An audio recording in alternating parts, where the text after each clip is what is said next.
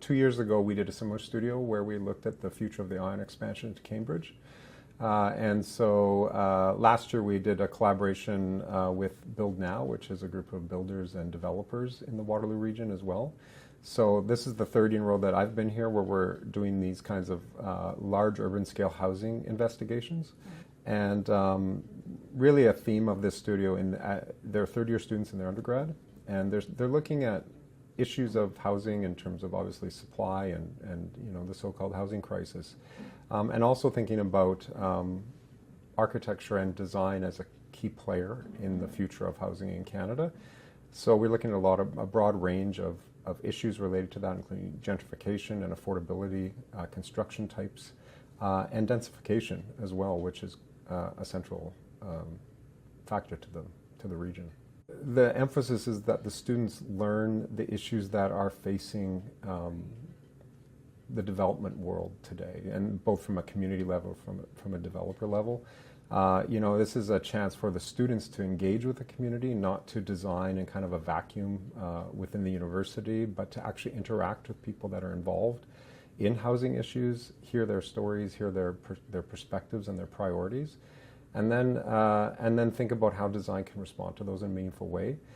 I think that one of the real values that the architectural profession offers society in general, beyond obviously making drawings that build things, is to just offer visions. The students have already developed a robust skill set of visualization tools and thinking about design. And sometimes I think the community, including people at the city or citizens, it helps to see something and see a vision of something that is more future oriented, because it helps sort of understand where that could end up if we approached it in a certain way. So the hope is that the work that the students do in the schools can sort of ignite some new ideas, or at least help people understand what could be possible. For the students, the main takeaway from this class particularly is to understand, sometimes architecture is thought of at the building scale. It's kind of like a building as an isolated object, and you can design a prettier object or an uglier object, or one that performs better or that doesn't. But I think really understanding that, as architects, we work within a system that involves city planners, it involves the citizen groups, it involves community engagement, and understanding, again, heritage, character. So that complex web of everything that makes a good architecture thrive within a city.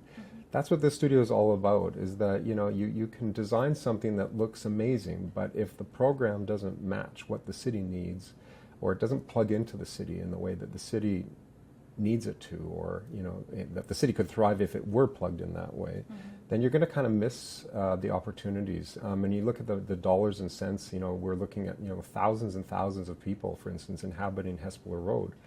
In 100 years from now, Hespeler Road will look completely different.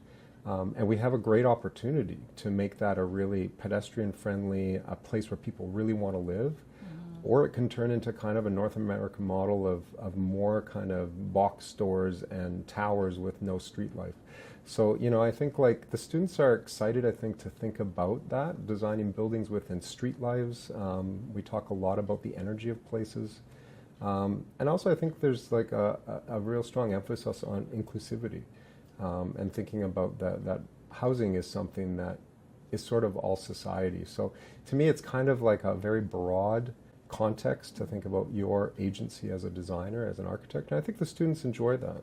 Something that we're trying to do, not only in this school, but in this studio, but within the school in general, is that, we really enjoy sending out the invites to Waterloo Region, and we've had the director of transit come here and housing. We've had people that are involved from the region in the extension of the ION. We've had citizens of Cambridge and Sharon Livingston, who's an advocate for seniors' rights in Cambridge, come speak to the students.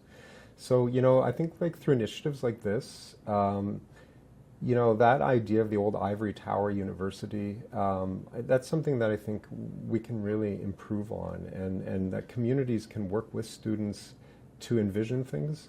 And even though ultimately the work won't get built like they're doing it necessarily, but this is a community building exercise. And I think universities can play a really strong role in that by engaging with communities. So, it's the kind of work that I think excites all of us. It has relevance. It's relevant to the students who are looking at, they might need a home in, in the next 10 years. It's probably affecting their parents and their grandparents in different ways.